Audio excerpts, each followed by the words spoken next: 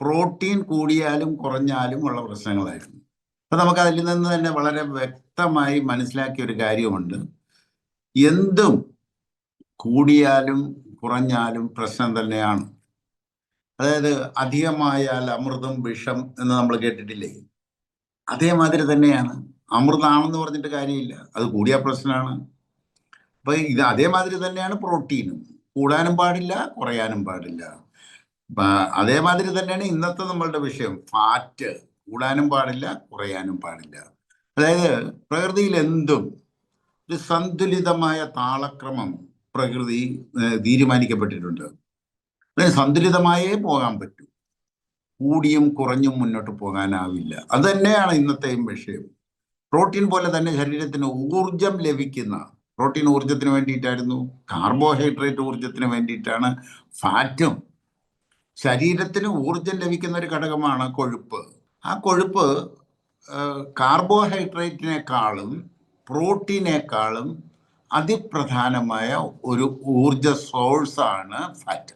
അതായത് ഈ രണ്ടും മൂന്നും തുല്യ പ്രാധാന്യമുണ്ടെങ്കിലും ഒരു പടി മുന്നിട്ട് നിൽക്കുന്നത് ഫാറ്റാണ്. അതായത് ഊർജദായിനി, ഊർജം ശരീരത്തിന് നൽകുന്നതിൽ ഫാറ്റിനുള്ള പങ്ക് വളരെ പ്രാധാന്യമാണ്. മനുഷ്യ ശരീരത്തിലെ ഫാറ്റ് അത്യന്താപേക്ഷിതമായ ഒന്നാണ്. സാധാരണഗതിയിൽ നമ്മൾ തെറ്റിദ്ധരിച്ചിട്ട് പോയിട്ടുണ്ട്. ശരി, കൊളസ്ട്രോൾ എന്തോ അപകടകാരിയായ ഒരു സാധനമാണ് എന്നൊരു ധാരണ എല്ലാവരിലും നിൽപ്പുണ്ട്. മനുഷ്യ ശരീരത്തിന് 30% ഊർജം കൃത്യമായി ലഭിക്കേണ്ടത് ഫാറ്റിൽ നിന്നാണ്. അപ്പൊ അത് കിട്ടിയേ പറ്റൂ. ശരീരത്തിന് ഹാനികരമാണ് എന്ന് കരുതി ചിലര് ഫാറ്റ് കുറച്ച് കുറച്ച് കുറച്ച് കുറച്ച് ഇല്ലാണ്ടായ പോയത് ഞാൻ കണ്ടൊക്കെ വന്നിട്ടുണ്ട്. അത് കൊളസ്ട്രോളിന്റെ പേടിയാണ്. ഇന്നത്തെ കാര്യത്തിൽ കൊളസ്ട്രോളിന്റെ പേടിയാണ്. കൊളസ്ട്രോൾ ഹാർട്ട് അറ്റാക്ക് വരുത്തും എന്നൊക്കെ പറഞ്ഞുള്ള പേടി കാരണം ഫാറ്റ് കൺസ്യൂം ചെയ്യാതെ, കഴിക്കാതെ ഇത് കുറഞ്ഞു പോകുന്ന ഒരു അവസ്ഥ വന്നിട്ടുണ്ട്. കൊളസ്ട്രോൾ കുറഞ്ഞതുകൊണ്ട് ഉണ്ടായ ഷുഗർ രോഗം ഞാൻ കണ്ടിട്ടുണ്ട്. ഒരു ആളിൻ്റെ ഷുഗർ രോഗമാണെന്ന് മനസ്സിലായി. ഷുഗർ രോഗം ഉണ്ടാകാനുള്ള യാതൊരുവിധ സാധ്യതയും കാണില്ല. കൊളസ്ട്രോൾ ചെക്കപ്പ് ചെയ്തപ്പോഴത്തേക്ക് കൊളസ്ട്രോൾ വളരെ ലോ ആയിട്ട് കണ്ടു. ഷുഗറിന് വേണ്ട യാതൊരുവിധ നിർദ്ദേശവും കൊടുത്തില്ല.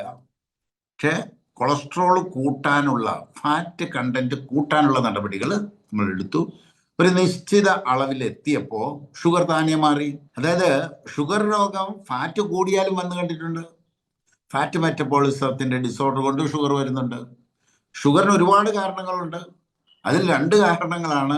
ഫാറ്റ് കുറഞ്ഞാൽ ഷുഗർ വരും, ഫാറ്റ് കൂടിയാലും ഷുഗർ വരും. അപ്പൊ ഇതേമാതിരി എല്ലാം കൂടിയാനും പാടില്ല, കുറയാനും പാടില്ല എന്നുള്ളത് നമ്മൾ വളരെ പ്രധാനമായ കരുതിയിരിക്കുന്നതാണ്.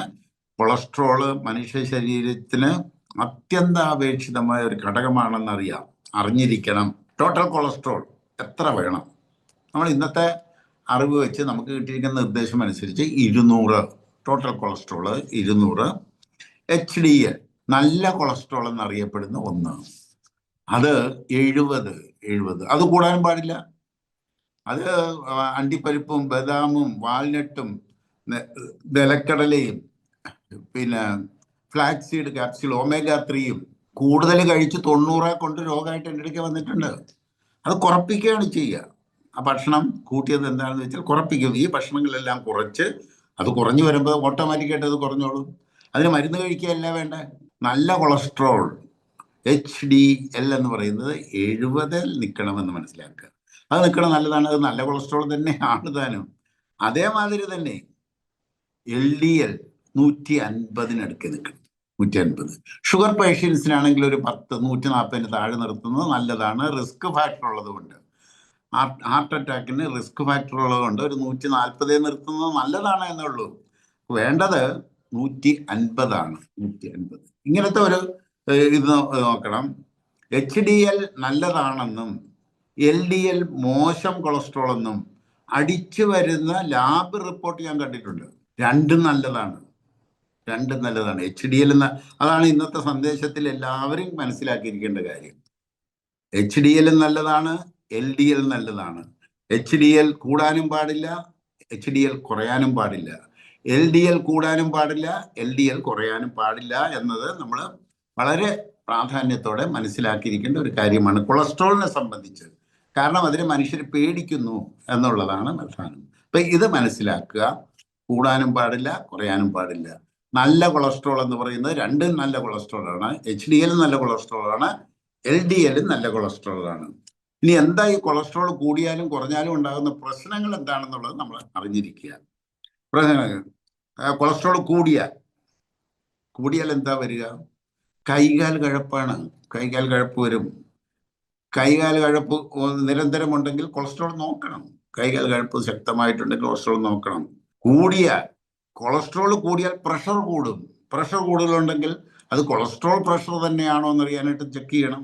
പ്രഷർ കൂടും, ഹൈ പ്രഷർ ഉണ്ടാകും. കൊളസ്ട്രോൾ കൂടിയിട്ടുണ്ടെങ്കിൽ ഹൈ പ്രഷർ ഉണ്ടാകും. കൊളസ്ട്രോൾ കൂടിയാൽ ബ്ലോക്ക് ഉണ്ടാകും. രക്തക്കൊഴലിൽ ബ്ലോക്ക് ഉണ്ടാക്കിയിട്ട് ഹാർട്ട് അറ്റാക്ക് വരാനുള്ള സാധ്യത കൂടുതലാണ്. അപ്പോൾ കൊളസ്ട്രോൾ കൂടാൻ പാടില്ല. കൊളസ്ട്രോൾ കൂടാൻ പാടില്ല. ബ്രെയിനിൽ സാധാരണ ഇതിൽ കണ്ടുവരുന്നതാണ്. ബ്രെയിനിൽ ചിലപ്പോൾ ബ്ലോക്കുകൾ ഉണ്ടാകാം. അതിൻ്റെ കൂട്ടത്തിൽ കൊളസ്ട്രോൾ കൊണ്ട് പ്രഷറും കൂടി ഉണ്ടാകുന്നതുകൊണ്ട് ബ്രെയിനിൽ വേണമെങ്കിൽ സ്ട്രോക്ക് വരാം. അപ്പോൾ വളരെ പ്രധാനമാണ് കൂടാൻ പാടില്ല എന്നുള്ളത്. കൂടാൻ പാടില്ല, രണ്ടും കൂടാൻ പാടില്ല എന്നുള്ളത് വളരെ പ്രധാനമാണ്. ഇനി കുറഞ്ഞാൽ എന്താ സംഭവിക്കുക? കുറഞ്ഞാൽ ലോ പ്രഷർ ആയിരിക്കും. ലോ പ്രഷർ രണ്ട് കാരണങ്ങൾ കൊണ്ട് കണ്ടിട്ടുണ്ട്. ഒന്ന്, രക്തം കുറഞ്ഞാൽ ലോ പ്രഷർ കണ്ടിട്ടുണ്ട്.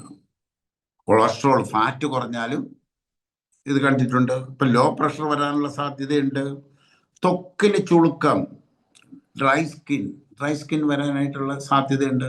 ത്വക്കിന് ചുളിവ് വരും, ഡ്രൈ സ്കിൻ വരും. തണുപ്പിനെ പ്രതിരോധിക്കാനാവാതെ വരിക. അതായത് സാധാരണഗതിയിൽ തണുപ്പിനെ പ്രതിരോധിക്കുന്ന പണി കഴിക്കേണ്ട വിദേശ രാജ്യങ്ങളിൽ കൊളസ്ട്രോൾ കൂട്ടി നിർത്തിയേ പറ്റൂ. ഇവിടെയും തണുപ്പിനെ പ്രതിരോധിക്കാനാവില്ല. ചെറിയ തണുപ്പ് വന്ന ഉടനെ കിടുകിട വിറക്കുന്ന ഒരു സ്വഭാവം ഉണ്ടെങ്കിൽ കൂടുതൽ തണുക്കുന്നു എന്ന് വന്നു കഴിഞ്ഞാൽ അതിനർത്ഥം കൊളസ്ട്രോൾ കുറവുണ്ടോ എന്ന് നോക്കണം. LDL കുറവുണ്ടോ, HDL കുറവുണ്ടോ എന്ന് നോക്കണം. ഉന്മേഷം കുറയും. സാധാരണ ഇതിൽ കൊളസ്ട്രോൾ കുറഞ്ഞു കഴിഞ്ഞാൽ ഉന്മേഷക്കുറവ് ഉറപ്പാണ്. ആരോഗ്യം ക്ഷയിക്കും. നമ്മുടെ ടോട്ടൽ ആരോഗ്യം ക്ഷയിക്കും. കായിക ബലം കുറയും. ഇത്തരം കാര്യങ്ങളാണ് ലോ പ്രഷർ വന്നു കഴിഞ്ഞ് കൊളസ്ട്രോൾ കുറഞ്ഞാലായിട്ട് സാധാരണ ഇതിൽ കണ്ടുവരുന്നത് ഇതാണ്. കൂടിയാൽ ഇതാണ്, കുറഞ്ഞാൽ ഇതാണ്. ഇനി കാരണങ്ങൾ എന്തൊക്കെയാണെന്ന് നമുക്ക് നോക്കാം. എന്തൊക്കെയാണ് ഇതിന്റെ കാരണങ്ങൾ? കൂടാനും കുറയാനും ഉള്ള കാരണങ്ങൾ എന്താണ്? ഒന്ന്, കൊളസ്ട്രോൾ കൂടാനുള്ള ഒരു കാരണം നാം കഴിക്കുന്ന കൊളസ്ട്രോൾ, അതായത് ഫാറ്റ് കണ്ടന്റ്, ഇറച്ചി, മീന്, മുട്ട, പാല്, എണ്ണയിൽ വറുത്തതും പൊരിച്ചതും ധാരാളം കഴിച്ചാൽ കൊളസ്ട്രോൾ കൂടും. ഇതിനൊരൊറ്റ വഴിയേ ഉള്ളൂ, ഈ ഭക്ഷണം കുറക്കുക എന്നുള്ളതാണ്. മരുന്ന് കഴിച്ച് കുറക്കുന്നത് അപകടകരമാണ്. മരുന്ന് കഴിച്ചല്ല കുറയ്ക്കേണ്ടത്. അതിന്റെ കാരണം എന്താണ് എന്ന് നമുക്ക് വ്യക്തമായി ഇറച്ചി, മീന്, മുട്ട, പാല്, എണ്ണയിൽ വറുത്തവ കൂടുതൽ കൺസ്യൂം ചെയ്താൽ ഉണ്ടാകുന്ന കൊളസ്ട്രോളിന്റെ കൂടുതലിനെ കഴിക്കുന്നത് കുറച്ച് വേണം അതിനെ കുറച്ച് കൊണ്ടുവരാൻ. ഇതെങ്ങനെ അറിയുക? 15 ദിവസം ഇതൊന്ന് നിർത്തിയിട്ടൊന്ന് ടെസ്റ്റ് ചെയ്താൽ മതി. ഇപ്പൊ കൊളസ്ട്രോൾ കൂടുതലുള്ള ഒരു വ്യക്തി 15 ദിവസത്തേക്ക് ഇറച്ചിയും, മീനും, മുട്ടയും, പാലും, എണ്ണയിൽ വറുത്തവയും പൂർണ്ണമായി ഒഴിവാക്കി നിർത്തിയിട്ട് പോയി ടെസ്റ്റ് ചെയ്യുക. അപ്പൊ അറിയാൻ പറ്റും അതുകൊണ്ടാണോ വന്നിട്ടുള്ളതെന്ന് അറിയാൻ പറ്റും. അപ്പോൾ കൊളസ്ട്രോൾ കൂടിയാൽ കഴിക്കുന്ന കൊളസ്ട്രോൾ ഒരു കാരണമാണ് കൂടാനുള്ള കാരണം. മറ്റൊന്ന്, അസിഡിറ്റി ഉണ്ടായിക്കഴിഞ്ഞാൽ രക്തക്കുഴലിലൂടെ ഓടുന്ന രക്തം അസിഡിറ്റി ഉള്ളതായാൽ ആ അസിഡിറ്റി ഉള്ള രക്തം രക്തക്കുഴലിലൂടെ നിരന്തരം സഞ്ചരിക്കുമ്പോൾ രക്തക്കുഴലിന്റെ ഉൾവശത്ത് തേയ്മാനമുണ്ടാകും. അങ്ങനെ തേയ്മാനമുണ്ടായാൽ ശരീരം തന്നെ ഉൽപ്പാദിപ്പിക്കുന്ന ഒരു കൊളസ്ട്രോൾ ഉണ്ട്. സാധാരണഗതിയിൽ വന്ന് പറയുന്നുണ്ട്, ഞാൻ ഒന്നും കഴിക്കുന്നില്ല സാറേ, ഒരു സാധനം കഴിക്കുന്നില്ല, എന്നിട്ടും എനിക്ക് കൊളസ്ട്രോൾ കൂടി നിൽക്കുന്നു. അതിന് കൊളസ്ട്രോളിന്റെ മരുന്ന് കഴിക്കുകയാണ്. അതിനും മരുന്ന് കഴിക്കരുത്. കൂടിയത് കുറക്കാനായി മരുന്ന് കഴിക്കരുത്. മരുന്ന് കഴിച്ചല്ല കുറയേണ്ടത്. അസിഡിറ്റി മാറ്റണം. അതാണ് മെയിൻ. നമ്മൾ അസിഡിറ്റി എടുക്കുമ്പോഴത്തേക്ക് വളരെയധികം കാര്യങ്ങൾ ഇത് പഠിച്ചതാണ്. നമ്മുടെ ഒരുപാട് ക്ലാസ്സുകളിൽ, ഇപ്പൊ വൈദ്യം ചാനലില് അസിഡിറ്റിയുമായി ബന്ധപ്പെട്ടിട്ട് ഒരുപാട് ഒരുപാട് കാര്യങ്ങൾ കിടപ്പുണ്ട്. അസിഡിറ്റി ഉണ്ടെങ്കിൽ കൊളസ്ട്രോൾ കൂടും, യാതൊരു സംശയവും. ശരീരം തന്നെ ഉൽപ്പാദിപ്പിക്കുന്നതാണ്. ഇത് കുറക്കാൻ അസിഡിറ്റി മാറ്റണം. അസിഡിറ്റി ഉണ്ടാകാനുള്ള കാരണങ്ങൾ അറിയണം, അസിഡിറ്റി മാറ്റാൻ. മലബന്ധം ഉണ്ടെങ്കിൽ അസിഡിറ്റി ഉണ്ടാകും, വിയർപ്പ് കുറവുണ്ടെങ്കിൽ അസിഡിറ്റി ഉണ്ടാകും, ടെൻഷൻ ഉണ്ടെങ്കിൽ അസിഡിറ്റി ഉണ്ടാകും, ഉറക്കം നിൽക്കുന്ന ജോലി അല്ലെങ്കിൽ ഉറക്കക്കുറവുണ്ടെങ്കിൽ അസിഡിറ്റി ഉണ്ടാകും. ഓട്ടോമാറ്റിക്കായിട്ട് ശരീരം തന്നെ കൊളസ്ട്രോൾ ഉണ്ടാക്കും. ഇനി അനിമൽ പ്രോട്ടീൻ, പ്ലാന്റ് പ്രോട്ടീൻ, ഇറച്ചി, മീന്, മുട്ട, പാല്, എണ്ണയിൽ വറുത്തവ, അതോടൊപ്പം തന്നെ ഉഴുന്ന്, ചെറുപയർ, വൻപയർ, കടല, ഗ്രീൻ പീസ്, പരിപ്പ്, സോയ, ഇതെല്ലാം പ്ലാന്റ് പ്രോട്ടീനാണ്. ഇതെല്ലാം കൂടുതൽ കൺസ്യൂം ചെയ്താൽ ഉണ്ടാകുന്ന ഒരു അസിഡിറ്റി ഉണ്ട്. ആ അസിഡിറ്റിയും കൊളസ്ട്രോളിനെ കൂട്ടും. അപ്പോൾ അസിഡിറ്റി എന്നുള്ളത് വളരെ പ്രധാനമായ ഒരു കാര്യമാണ്. അത് മാറ്റിയെടുത്ത് കൊളസ്ട്രോൾ കുറക്കുന്നതാണ് ശരി. അസിഡിറ്റി ഏത് കാരണം കൊണ്ടാണെന്ന് നോക്കണ്ട. ഏത് കാരണം കൊണ്ടായാലും കൊളസ്ട്രോൾ കൂടിയിട്ടുണ്ടെങ്കിൽ അതിൻ്റെ കാരണം മാറ്റിയെടുക്കാനുള്ള നടപടിയാണ് നമ്മൾ എടുക്കേണ്ടത്. രണ്ട് കാര്യങ്ങൾ വളരെ വ്യക്തമായിട്ടുണ്ടെന്ന് തോന്നുന്നു, ഞാൻ മനസ്സിലാക്കുന്നു. അതായത് കഴിക്കുന്ന കൊളസ്ട്രോൾ കൊണ്ടുള്ള കൊളസ്ട്രോൾ കൂടുതലാണെങ്കിൽ കഴിക്കുന്ന ഭക്ഷണം ഒഴിവാക്കുക എന്നുള്ളതാണ് എൻ്റെ സൊല്യൂഷൻ. അസിഡിറ്റി കൊണ്ടുള്ളതാണെങ്കിൽ അസിഡിറ്റി മാറ്റാനുള്ള നടപടിയാണ് നമ്മൾ എടുക്കേണ്ടത്. അല്ലാതെ കൊളസ്ട്രോളിന് മരുന്ന് കഴിക്കുന്നത് ഫലപ്രദമായ ഒരു നടപടിയല്ല, ശരിയായ ഒരു നടപടിയല്ല. ഇനി കൊളസ്ട്രോൾ കുറഞ്ഞു പോയാൽ എന്താ എന്നുള്ളതാണ്. ഒരു ലോ പ്രഷർ വരും, ലോ പ്രഷറാണ് വരിക. ലോ പ്രഷർ കുറഞ്ഞു പോയാൽ ലോ പ്രഷർ വരും, നടക്കാനുള്ള കപ്പാസിറ്റി കുറയും. അപ്പം ഇതൊക്കെ നമ്മൾ മനസ്സിലാക്കി കുറയാനും പാടില്ല, കൂടാനും പാടില്ല എന്ന ആ നിലപാട് മനസ്സിലാക്കി അതിലേക്ക് നമ്മൾ വരേണ്ടതുണ്ട്. കുറഞ്ഞു പോയാൽ എന്താ പരിഹാരം? കൂട്ടണം, കൊളസ്ട്രോൾ കൂട്ടാനുള്ള നടപടി വേണം. കാരണം കൊളസ്ട്രോൾ കുറഞ്ഞാൽ ലോ പ്രഷർ വരും. വെജിറ്റബിൾ ഓയിലുകൾ നമുക്ക് കൺസ്യൂം ചെയ്യാം. വെളിച്ചെണ്ണ അതായത് നല്ല റിഫൈൻ ചെയ്ത നല്ല ഓയിൽ നമുക്കുണ്ട്. അതായത് നമ്മൾ ഓർഗാനിക്കലി പ്രൊഡ്യൂസ്ഡ് ആയിട്ടുള്ള നല്ല എണ്ണ നമ്മൾ മാർക്കറ്റിൽ ഇറക്കിയിട്ടുണ്ട്. ആ മാർക്കറ്റിലുള്ള എണ്ണ എടുത്ത് കുടിക്കാം. 1 സ്പൂൺ വീതം 2 നേരം കുടിച്ചാൽ കൊളസ്ട്രോൾ നമുക്ക് കൂട്ടിയെടുക്കാം. വെണ്ണ, അത് നാടൻ പശുവിൻ്റെ വെണ്ണയായാൽ കൂടുതൽ നല്ലത്. നാടൻ പശയുടെ വെണ്ണ 2 നേരം കഴിക്കാം. ഇനി വെജിറ്റബിൾ ഓയിലുകളാണ് നമ്മൾ ഫാറ്റിന് വേണ്ടി കൂടുതലായി ഉപയോഗിച്ചുകൊണ്ടിരിക്കുന്നത്. ഈ വെജിറ്റബിൾ ഓയിൽ വെളിച്ചെണ്ണ ആയാലും ശരി, എള്ളെണ്ണയായാലും ശരി, വേറെ ഏതെണ്ണയായാലും ശരി, സോയയുടെ എണ്ണയായാലും ശരി, സൺഫ്ലവർ ഓയിലായാലും ശരി, ഒരെണ്ണയും ചൂടാവരുത്. ചൂടായാൽ അത് കൊളസ്ട്രോളായി ഫങ്ഷൻ ചെയ്യും. നമ്മൾ ചൂടാവാതിരിക്കാൻ, അതായത് പപ്പടം തിളപ്പിക്കുമ്പോൾ എണ്ണ തിളയ്ക്കുന്നത് പോലെ തിളക്കരുത്. ചിപ്സ് വറുക്കുമ്പോൾ എണ്ണ കിടന്ന് തിളക്കുന്നുണ്ടെങ്കിൽ അത് കൊളസ്ട്രോളാണ്. ലിവറിന് അത് കൈകാര്യം ചെയ്യാൻ പറ്റില്ല. എന്നാൽ പച്ച എണ്ണകൾ, വെജിറ്റബിൾ ഓയിലുകൾ ലിവർ ദഹിപ്പിക്കും. അപ്പൊ അതിനെന്താ ചെയ്യുക? അവിയൽ വേവിച്ച് ഇറക്കി വെച്ച ശേഷം അതിനകത്തോട്ട് വെളിച്ചെണ്ണ ചേർക്കുക. ഏതും അങ്ങനെ ചെയ്യുക. വെളിച്ചെണ്ണ ചൂടാവാതെ കിടന്ന് തിളക്കാതെ എങ്ങനെ ഉപയോഗിക്കാമോ അത് ഉപയോഗിക്കുക. പശുവിന്റെ വെണ്ണ നല്ലതാണ്. വെണ്ണ ദഹിക്കും, നെയ്യ് ദഹിക്കില്ല. കാരണം വെണ്ണ ചൂടായതാണ് നെയ്യ് ദഹിക്കില്ല. നെയ്യ് മരുന്നായിട്ട് കൊടുക്കുന്നുണ്ട്, അത് അളവിൽ കൂടിയാൽ പ്രശ്നം തന്നെയാണ്. മരുന്നായിട്ട് കുടിക്കാം, പക്ഷേ വെണ്ണയാണ് ഫാറ്റ് കൂട്ടാനായിട്ട് നല്ലത്. നാടൻ പശുവിന്റെ വെണ്ണ. ഏറ്റവും നല്ല ഫാറ്റ് എന്ന് പറയുന്നത് അവോക്കാഡോ ആണ്. മനുഷ്യ ശരീരത്തിന് ഏറ്റവും അപ്രോപ്രിയേറ്റ് ആയിട്ടുള്ള ഫാറ്റ്, പ്രകൃതി വിധിച്ച ഫാറ്റ് എന്ന് പറയുന്നത് water soluble, invisible, pH neutral ഫാറ്റാണ്. ഇതിരിക്കുന്നത് അവോക്കാഡോയിലാണ്. അപ്പോൾ അവോക്കാഡോ ഫാറ്റിന് വേണ്ടി നമ്മൾ ധാരാളം കഴിക്കേണ്ടതായിട്ടുണ്ട്. ഇവിടെ ഉണ്ടോ, പിടിപ്പിക്കുന്നുണ്ടോ ഇല്ലെന്നുള്ളത് പ്രശ്നമല്ല. നമ്മുടെ ഹൈ റേഞ്ചസ് മുഴുവൻ അവോക്കാഡോ വളരും. തീരദേശം പോലും അവോക്കാഡോ തരുന്നതാണ്. എല്ലായിടത്തും ലോകം മുഴുവൻ പിടിക്കുന്ന ഒരു ട്രീ ആണ് അവോക്കാഡോ. ഫാറ്റിനായി നമ്മൾ അവക്കാഡോയാണ് നമ്മൾ ഇന്ന് കണ്ടിട്ടുള്ളതിൽ ഏറ്റവും അപ്രോപ്രിയേറ്റ്.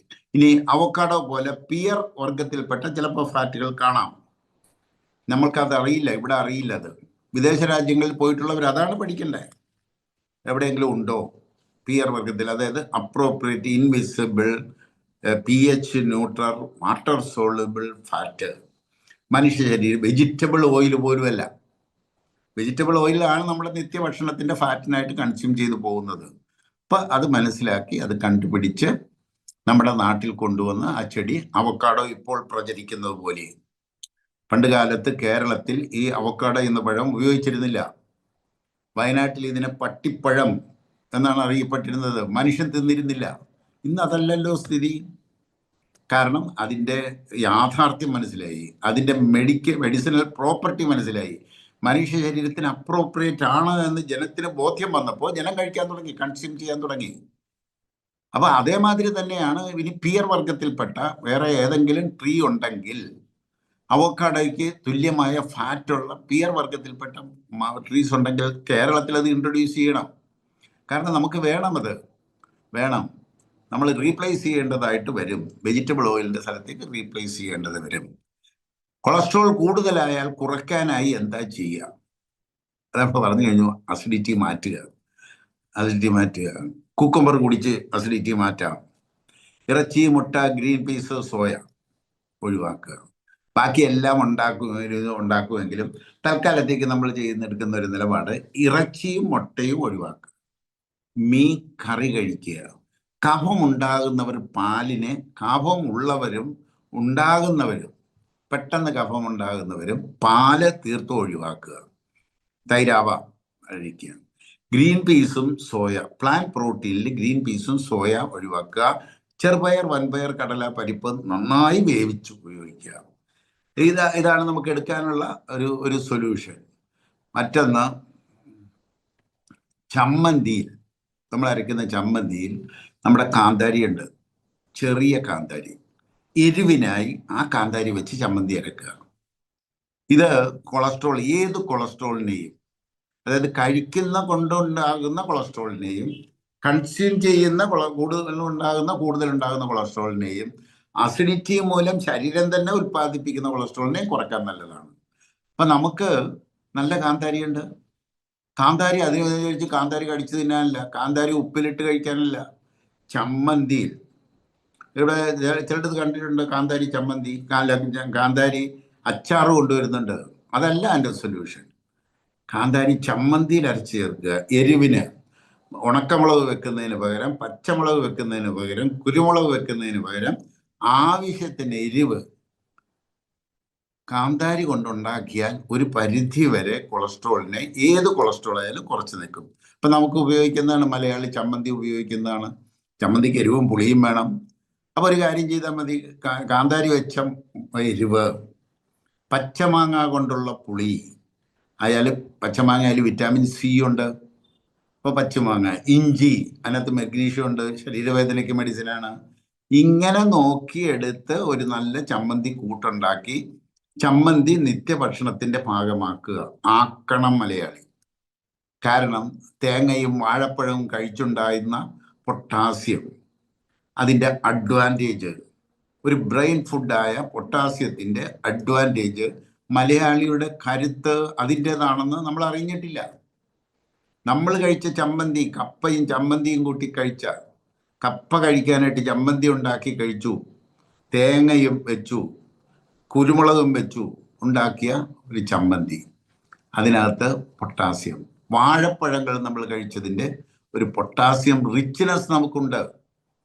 അത് നമ്മളുടെ കുട്ടികളുടെ കരുത്ത് അതിലൊന്നാണ്. ഒരു കാരണം, ലോകത്തെവിടെ പോയാലും മലയാളി കുട്ടികൾ നമ്പർ 1 ആയി മുന്നോട്ട് പോകുന്നുണ്ട് എങ്കിൽ അതിൻ്റെ കരുത്തിൻ്റെ പിന്നിലെ രഹസ്യങ്ങളിൽ ഒന്ന് നമ്മൾ കഴിച്ച ചമ്മന്തിയാണെന്നറിയുക. ചമ്മന്തി, അതായത് എല്ലാ ദിവസവും ദാരിദ്ര്യത്തിൻ്റെ ആയിക്കണ്ടിരുന്ന ചമ്മന്തി, ആ ചമ്മന്തിക്ക് പൊട്ടാസ്യം നന്നായിട്ട് തരാം.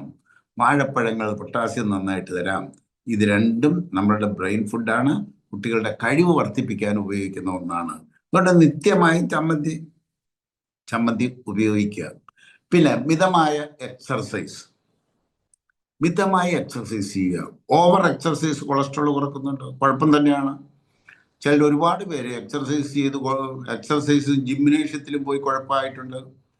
ജിംനേഷ്യത്തിൽ ചെല്ലുമ്പോൾ മസിലുകൾ പെരുപ്പിക്കാൻ വേണ്ടി കൊടുക്കുന്ന ഹൈ പ്രോട്ടീൻ അസിഡിറ്റി ഉണ്ടാക്കി കുഴപ്പമായിട്ട് എന്തൊക്കെ വന്നിട്ടുണ്ട്.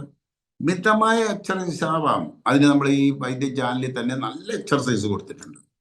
സൂപ്പർ എക്സർസൈസ് വൈദ്യം ചാനലിൽ നമ്മൾ കൊടുത്തിട്ടുണ്ട്. മിതമായ എക്സർസൈസ് ചെയ്യുക. അരി, ഗോതമ്പ്, ഓട്സ് പോലെയുള്ള കാർബോഹൈഡ്രേറ്റുകളെ പരമാവധി അങ്ങോട്ട് കുറച്ച് നിർത്തുക. ഇത്രയും കാര്യങ്ങൾ ശ്രദ്ധിക്കുക. ഫാറ്റിനെ മാനേജ് ചെയ്യാനായിട്ട്, ഫാറ്റ് മെറ്റബോളിസം, ഫാറ്റ് ഉണ്ടാകുന്ന പ്രശ്നങ്ങൾ പരിഹരിക്കാൻ ഇത്രയും കാര്യങ്ങൾ നമ്മൾ ശ്രദ്ധിച്ചാൽ മതി. ഒരു കാര്യം നമ്മളിപ്പോൾ ഇതിൽ നിന്നെല്ലാം മനസ്സിലാക്കി, നമ്മൾ കൂടിയാലും കുറഞ്ഞാലും എന്തായാലും എന്ത് വസ്തുവായാലും ശരി, കൂടിയാലും കുറഞ്ഞാലും അത് കുഴപ്പക്കാരൻ തന്നെയാണ്. അതിനൊരു മിതമായ അവസ്ഥ, ബാലൻസ്ഡ് സ്റ്റേറ്റ് ഉണ്ട്. ആന്തരിക പ്രകൃതിയുടെ സന്തുലിതാവസ്ഥയുടെ താളം തെറ്റ്, അതാണ് രോഗം. അത് ഉണ്ടാകാൻ കാരണം ഈ എല്ലാ ബാലൻസ്ഡ് ഇതായിട്ട് നിൽക്കണം. കൂടാനും പാടില്ല, കുറയാനും പാടില്ല എന്ന രീതിയിൽ നിന്നാൽ മതി. സാധാരണഗതിയിൽ നല്ല കൊളസ്ട്രോൾ കുറഞ്ഞാൽ, ഒന്നാമത്തെ കാര്യം അറിഞ്ഞത് നേരത്തെ ഞാൻ പറഞ്ഞു നിർത്തിയതേ ഉള്ളൂ, നല്ല കൊളസ്ട്രോൾ എന്നും ചീത്ത കൊളസ്ട്രോൾ എന്നും പറഞ്ഞ ഒന്നില്ല. HDL എന്ന് പറയുന്നതിനാണ് നല്ല കൊളസ്ട്രോൾ. അത് കുറഞ്ഞാൽ കൂട്ടണമെന്നുണ്ടെങ്കിൽ ഒമേഗ 3 അതായത് ഫ്ലാക്സ് സീഡ് ഒമേഗ 3 കിട്ടും. ഫ്ലാക്സ് സീഡ് ക്യാപ്സൂൾ നമുക്ക് അവൈലബിൾ ആണ് മാർക്കറ്റിൽ. ഫ്ലാക്സ് സീഡ് ക്യാപ്സൂൾ അതായത് ഒരിനം ചണമാണ്. ഫ്ലാക്സ് സീഡ് എള്ളു പോലെ ഉള്ളൊരു ചണമാണ്. അതിൽ നിന്ന് എള്ളെണ്ണ എടുക്കുന്ന പോലെ തന്നെ ഫ്ലാക്സ് സീഡിൽ നിന്ന് എണ്ണ എടുത്ത് ക്യാപ്സൂളാക്കി മാർക്കറ്റിലുണ്ട്. ഒരു ഗുളിക വീതം 2 നേരം. അതായത് HDL കുറഞ്ഞാൽ ചെയ്യേണ്ട കാര്യമാണ്. പിന്നെ അണ്ടിപ്പരിപ്പ്, ബദാം, വാൽനട്ട് 5 വീതം, കൂടുതൽ കഴിക്കരുത്. 5 വീതം കഴിക്കുക. ഒരു പിടി നിലക്കടലയും കഴിക്കുക. ഇത്രയും ചെയ്ത് കഴിഞ്ഞാൽ HDL കൂട്ടിയെടുക്കാം. LDL കൂട്ടാനായിട്ടാണ് നേരത്തെ പറഞ്ഞ വെണ്ണ കഴിക്കാം. വെണ്ണ, പിന്നെ വെളിച്ചെണ്ണ, നമ്മളുടെ നമ്മുടെ വീട്ടിൽ തന്നെ വേണമെങ്കിൽ വെളിച്ചെണ്ണ ഉണ്ടാക്കിയെടുക്കാം. തേങ്ങാപ്പാലിന്റെ തലപ്പാലെടുത്ത് വെയിലത്ത് വെച്ച് 4 ദിവസം കൊണ്ട് എണ്ണ തെളിഞ്ഞു വരും. ആർക്കും ഒരു ഭയം ഇല്ലാതെ ചുമ്മാ അത് കുടിക്കാം. അത് അൽഷിമേഴ്സ് രോഗികൾക്ക് നമ്മൾ കൊടുക്കുന്ന ഒരു സാധനമാണ്. അതായത് ബ്രെയിനിലെ ഫാറ്റ് കുറഞ്ഞു പോയാൽ ഉണ്ടാകുന്ന അൽഷിമേഴ്സ് രോഗികൾക്ക് നമുക്ക് എക്സ്ട്രാ വെർജിൻ കോക്കനട്ട് ഓയിൽ എന്ന് പറഞ്ഞുള്ള കോക്കനട്ട് ഓയിൽ മാർക്കറ്റിൽ അവൈലബിൾ ആണ്. അത് നമ്മൾ 1 സ്പൂൺ വീതം 2 നേരം കൊടുക്കാറുണ്ട്. അത് കഴിക്കുകയും ചെയ്യാം. നമുക്ക് ചോറിനകത്ത് വേണേൽ ഒഴിച്ചു കൊടുക്കാം. വെണ്ണ, അത് നാടൻ പശുവിൻ്റെ വെണ്ണ കുറഞ്ഞു പോയാൽ കൂട്ടാനായിട്ട്, LDL കൂട്ടാനായിട്ട് ഉപയോഗിക്കാം. ടോട്ടൽ കൊളസ്ട്രോൾ 200-ന് മേളിലാണെങ്കിൽ, ടോട്ടൽ കൊളസ്ട്രോൾ 200, 230 പോലെ കൂടി നിൽക്കുകയാണെങ്കിൽ ടോട്ടൽ കൊളസ്ട്രോൾ കുറയാനുള്ള നടപടികൾ എടുക്കണം. എല്ലാം പറഞ്ഞല്ലോ. കഴിക്കുന്നത് കൊണ്ടാണ് കൂടി നിൽക്കുന്നതെങ്കിൽ കഴിക്കുന്നത് കുറയ്ക്കണം. അസിഡിറ്റി കൊണ്ടാണ് കൂടി നിൽക്കുന്നതെങ്കിൽ അസിഡിറ്റി കുറച്ച് കൊളസ്ട്രോൾ കുറഞ്ഞ് നോർമലിൽ വന്നു കഴിയുമ്പോൾ LDL കൂടി നിൽക്കും. സാധാരണ ഇതിൽ അങ്ങനെയാണ്. സാധാരണ നല്ലൊരു ശതമാനം, എനിക്ക് തോന്നുന്നു ഒരു 80% HDL കുറവും LDL കൂടി നിൽക്കുകയാണ് ചെയ്യുക. ആ LDL കുറയും. അസിഡിറ്റി കൊണ്ടായിരിക്കും മിക്കവാറും അത് കൂടി നിൽക്കുക. അസിഡിറ്റി മാറ്റിക്കഴിഞ്ഞാൽ LDL കുറയും. LDL ഒരു 140, 150, 140 വന്നു കഴിഞ്ഞാൽ HDL കൂട്ടാനുള്ള നടപടികൾ എടുക്കാം. ഒന്ന് കുറച്ചിട്ടോ, ടോട്ടൽ കൊളസ്ട്രോളിനെ ഒന്ന് കുറച്ചിട്ട് വേണം ഏതും കൂട്ടാൻ. HDL ആയാലും LDL ആയാലും കൂട്ടാൻ.